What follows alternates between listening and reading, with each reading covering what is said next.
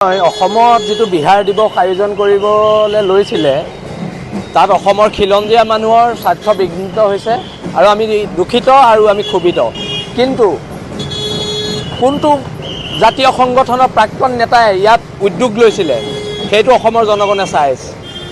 আজি 85 চনৰ পৰা 2025লৈকে কোন জাতীয় সংগঠনে সদায় সদায় জাতিক বিতাড়িত কৰিছে সেইটো অসমৰ খিলঞ্জীয়া মানুহে চাই আছে। এতিয়া কথাটো হ'ল আক্ৰমণ হ'লে প্ৰত্যাক্ৰমণ হ'ব। অসম চৰকাৰক সকীয়াই দিছোঁ, কোনো কাৰণতে বিহাৰী দিৱস পাতিবলৈ দিয়া নহ'ব, বিহাৰ দিৱস পাতিব দিয়া নহ'ব। শিৱসাগৰত যেতিয়া মাৰোৱাৰী প্ৰিমিয়াৰ লীগ পাতিছিলে আমি তেতিয়াই কৈছিলোঁ এদিন ইয়াত বিহাৰ দিৱস হ'ব, এদিন ইয়াত বাংলাদেশী দিৱস হ'ব। আৰু সেয়েহে ইয়াৰ পৰাই সকীয়নি চৰকাৰক, ইয়াৰ পৰাই সকীয়নি প্ৰত্যেক বিহাৰী সম্প্ৰদায়ৰ মানুহক যাতে আমাক কোনো কাৰণত চেলেঞ্জ নকৰে। যদি চেলেঞ্জ কৰে চেলেঞ্জ একচেপ্ট কৰা হ'ব, তাৰ বাদে আৰু ইয়াত বেলেগ কথা নাই।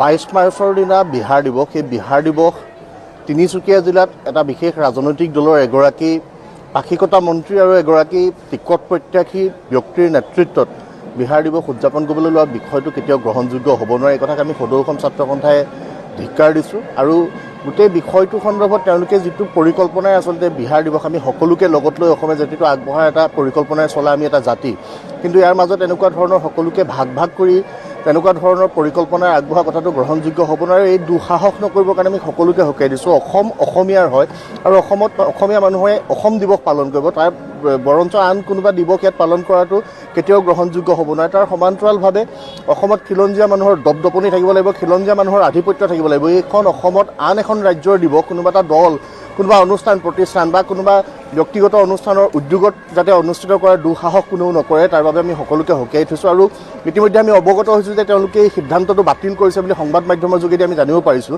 কিন্তু এই পৰ্যায়লৈ কিয় ৰ'ব লগা হ'ল? এই পৰ্যায়লৈ ৰোৱাৰ পৰিৱৰ্তে তেওঁলোকে সেই সিদ্ধান্তটো লোৱাৰ আগত ভাবিব লাগিছিল যে অসমীয়া জাতিসত্তাটো, এই স্বাভিমানী জাতিসত্তাটোক তেওঁলোকে আঘাত কৰিবৰ কাৰণে আগবাঢ়িছে। স্বাভিমানী জাতিসত্তাটোক আঘাত কৰাৰ পাছত কি পৰিৱেশৰ সন্মুখীন তেওঁলোক হ'ব লগা হ'লহেঁতেন সেই কথা তেওঁলোকে পৰিকল্পনাই কৰিব পৰা নাছিল, তেওঁলোকে ভাবিবই পৰা নাছিল। এনেকুৱা চিন্তাৰ দৈন্যতা থকা মানুহে অসমীয়া জাতিক, অসমীয়া সমাজ জীৱনক প্ৰতিনিধিত্ব কৰাটো আচলতে লজ্জাজনক কথা, দুৰ্ভাগ্যজনক কথা। আৰু এনেকুৱা ধৰণৰ পৰিকল্পনাৰ পৰা সকলোকে আঁতৰি থাকিবৰ কাৰণে, সকলোকে এনেকুৱা ধৰণৰ সিদ্ধান্ত গ্ৰহণৰ পৰা বিৰত থাকিবৰ কাৰণে আমি সকীয়াই দিছোঁ। কেৱল বিহাৰ দিৱসে নহয়, আহিব লগা দিনতো যাতে এনেকুৱা ধৰণৰ যিবিলাক সিদ্ধান্তই অসমৰ জনজীৱনক মানসিকভাৱে আঘাত দিয়ে, অসমৰ স্বাভিমানক আঘাত আনে, তেনেকুৱা ধৰণৰ কৰ্মপন্থা গ্ৰহণ নকৰিবৰ কাৰণে সকলোকে সকীয়াই থলোঁ। বিজেপি দল আৰু চৰকাৰে অসমত বিহাৰ দিৱস উদযাপন কৰিবলৈ লোৱাৰ সিদ্ধান্ত আমি নিশ্চিতভাৱে বিৰোধিতা কৰোঁ। ৰাজভৱনতে হওক বা অন্য কোনোবা ঠাইতে হওক, ৰাজভৱনতে হওক বা দিছপুৰতে হওক অথবা অসমৰ জিলাই জিলাই হওক, বিহাৰ দিৱস অসমত পতাৰ কোনো অৰ্থ থাকিব নোৱাৰে। অসমকো আমি কেতিয়াও দেখা নাই যে অসম দিৱসটো বিহাৰে পাতি আছে।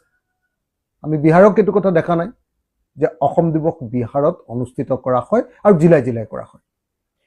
গতিকে আজিৰ দিনটোত কেৱল আৰু কেৱল ভোটৰ লালসাত, হিন্দী ভাষী ভোট লাভ কৰাৰ স্বাৰ্থত বিজেপি দলে যি ধৰণে অসমত বিহাৰ দিৱস উদযাপন কৰিবলৈ লৈছে, ইয়াক ৰাইজৰ দলে তীব্ৰ সমালোচনা কৰিছোঁ, ধিক্কাৰ দিছোঁ আৰু ইয়াক সম্পূৰ্ণৰূপে বন্ধ কৰিবৰ কাৰণে দাবী উত্থাপন কৰিছোঁ।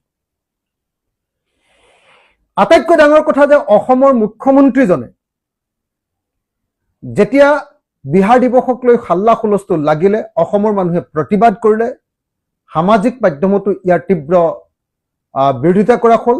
তাৰ পাছত এতিয়া অসমৰ মুখ্যমন্ত্ৰীজনে লাহে লাহে তেল সানিবৰ কাৰণে চেষ্টা কৰি থকা দেখা গৈছে। মুখ্যমন্ত্ৰীজনে বিষয়টোক লঘু কৰিবৰ কাৰণে, বিষয়টোক সৰু কৰি, ই অসমীয়া জাতিৰ স্বাভিমানত আঘাত কৰা বিষয় নহয়, বৰং এইটো আমি গ্ৰহণ কৰিবলগীয়া বিষয় বুলি প্ৰমাণ কৰিবলৈ গৈ তেওঁ অসমীয়া জাতিক আকৌ এবাৰ অপমান কৰাৰ চেষ্টা কৰিছে। আৰু তেওঁ অসমৰ জাতীয় সত্তাৰ ওপৰত আক্ৰমণ কৰি, যেনেকৈ কা আনতো তেওঁলোকৰ কাৰণে এইটো এটা জাতীয় দায়িত্ব আছিলে বুলি কৈছিলে, তেওঁলোকৰ কাৰণে এটা ৰাষ্ট্ৰীয় দায়িত্ব আছিলে বুলি কৈছিলে, কা আমাৰ ওপৰত, অসমীয়া মানুহৰ ওপৰত জাপি দিয়াটো যি সময়ত সমগ্ৰ অসমবাসী ৰাইজে বিৰোধিতা কৰিছিলে সেই সময়ত তেওঁলোকে সমৰ্থন কৰিছিলে, সেই সময়ত তেওঁলোকে আমাৰ ওপৰত জাপি দিছিলে, সেই সময়ত আমাৰ 5জন মানুহক গুলীয়াই হত্যা কৰিছিলে। এতিয়াও অসমৰ মুখ্যমন্ত্ৰীয়ে বিহাৰ দিৱস অনুষ্ঠিত কৰিবলৈ জোৰ জবৰদস্তি কৰা দেখিবলৈ পোৱা গৈছে আৰু সংবাদ মাধ্যমৰ জৰিয়তে অসমৰ মানুহক বিপথে পৰিচালিত কৰিবলৈ চেষ্টা কৰা দেখিবলৈ পোৱা গৈছে। মই অসমৰ মুখ্যমন্ত্ৰী ডাঙৰীয়াক সকীয়াই দিছো, অসমৰ মুখ্যমন্ত্ৰী ডাঙৰীয়াক আহ্বান জনাইছো, অসমৰ মুখ্যমন্ত্ৰী ডাঙৰীয়াক একদম স্পষ্টভাৱে জনাই দিব খুজিছো যে আমাক অসমত বিহাৰ দিৱসৰ কোনো প্ৰয়োজন নাই, বিহাৰেও অসম দিৱস কোনোদিন পতা আমি শুনা নাই আৰু বিশেষভাৱে জিলাই জিলাই বিহাৰ দিৱস পতাৰ কথাটো বা বিহাৰত অসম দিৱস পতাৰ কথাটো কেতিয়াও উঠিবই নোৱাৰে। গতিকে এই মুহূৰ্তত ৰাজভৱনতে হওক বা দিছপুৰতে হওক বা জিলাই জিলাই হওক বা তিনিচুকীয়াতে হওক ক'তো যাতে বিহাৰ দিৱস অনুষ্ঠিত নকৰে তাৰ কাৰণে অসম চৰকাৰ আৰু বিজেপি দলক আমি দাবী উত্থাপন কৰিছো। প্ৰথম কথাটো হ'ল অসম দিৱস। এই অসম দিৱসটো এতিয়া ভাৰতৰ সকলো ৰাজ্যতে পালন কৰে। বহুতে কৈ আছে যে বিহাৰ দিৱস অসমত পালন হ'ব, অসম দিৱস পালন কৰে নেকি? অসম দিৱস প্ৰতিটো ৰাজ্যতে আজিকালি পালন কৰা হয়। উত্তৰ প্ৰদেশতো অসম দিৱস পালন হয়, বিহাৰতো অসম দিৱস পালন হয়, কৰ্ণাটকতো অসম দিৱস পালন হয়, অন্ধ্ৰ প্ৰদেশতো অসম দিৱস পালন হয়, গুজৰাটতো অসম দিৱস পালন হয় আৰু গোটেইবিলাক ৰাজ্যৰ মহামান্য ৰাজ্যপালসকল উপস্থিত থাকি অসম দিৱস পালন কৰে। আৰু ভাৰতীয় জনতা পাৰ্টীয়েও গোটেই দেশত থকা অসমীয়া লোকসকলক লৈ প্ৰবাসী অসমীয়া সন্মিলন অনুষ্ঠিত কৰে। এতিয়া যদি অসম দিৱসটো বিহাৰে পালন কৰে, উত্তৰ প্ৰদেশে পালন কৰে, আমিও ইয়াত বিহাৰ দিৱস পালন কৰিম, তেতিয়াহে মানুহৰ মাজত বুজাবুজি বাঢ়িব। গতিকে এই বিষয়টোলৈ ৰাজনীতিৰ কোনো কৰাৰ মিনিঙে নাথাকে। যিসকলে এইটো কথা বুজি নাপায় যে অসমৰ লাখ লাখ ল'ৰা অসমৰ বাহিৰত কাম কৰে, ইয়াত সাম্প্ৰদায়িক উত্তেজনা কৰিলে তেওঁলোকৰ জীৱনৰ প্ৰতি ভাবুকি আহিব পাৰে, এই কথাটো যিসকলে বুজি নাপায় তেওঁলোকে বাৰে বাৰে এই কামবিলাকত মনোনিৱেশ কৰে। কালিৰ পৰা মই পাইছোঁ অসম দিৱস পালন কৰিব নেকি? আৰে গৌৰৱেৰে অসম দিৱস পালন কৰে। যোৱা কেইদিনমান আগতে পণ্ডিচেৰীত অসমৰ প্ৰফেচাৰে মোক চিঠি দিছে যে মই গোটেই অসম দিৱসটো পালন কৰোৱাত আগভাগ লৈছিলোঁ। অসম দিৱস সকলোৱে পাতে, প্ৰত্যেকখন ৰাজ্যতে পাতে আৰু বহুত দূতাবাসত অসম দিৱস পাতে, শ্ৰীলংকাৰ দূতাবাসত অসম দিৱস পাতে। গতিকে অসমে যেনেকৈ অসমক মানুহে ভাৰতৰ আন ৰাজ্যৰ লোকে সন্মান কৰে, অসমেও আন ৰাজ্যৰ লোকক সন্মান কৰিব লাগিব। তিনিচুকীয়াত পাতা নাপাতাটো বেলেগ কথা, মই সেইটো বিতৰ্কত নাযাওঁ।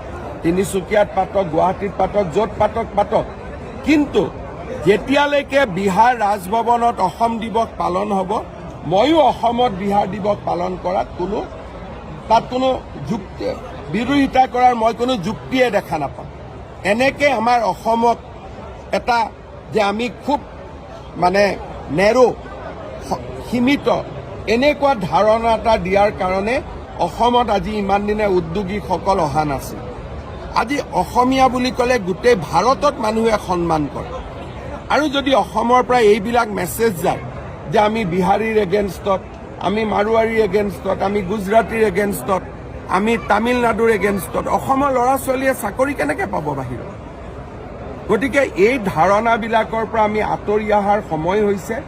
আৰু মই সকলোকে কৈছোঁ, চুকাফা তেখেতৰ অসমৰ প্ৰৱেশ দিনটোকে আমি অসম দিৱস হিচাপে পালন কৰোঁ।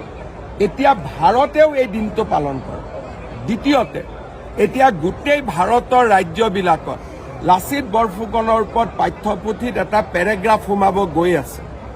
আজি অসমৰ বিজয় যাত্ৰা আৰম্ভ হৈছে, অসমৰ অনিৰুদ্ধ যাত্ৰা আৰম্ভ হৈছে। এতিয়া যদি অসমীয়াৰ একাংশ মানুহে এনেকুৱা কথাক লৈ যদি ৰাজনীতি কৰে, আমাৰ ৰাজ্যখন আকৌ পিছুৱাই যাব।